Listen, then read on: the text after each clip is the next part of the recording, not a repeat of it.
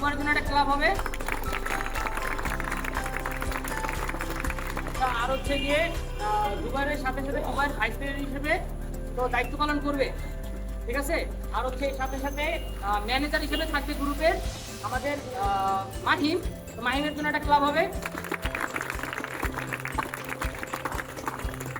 আচ্ছা, আর এর সাথে সাথে থাকবে যখন কাউনিয়া শাখাতে কোঅর্ডিনেটর হিসেবে থাকবে সিরাজের একটা ক্লাব। আচ্ছা, ঠিক আছে, আশা করি এখানে আর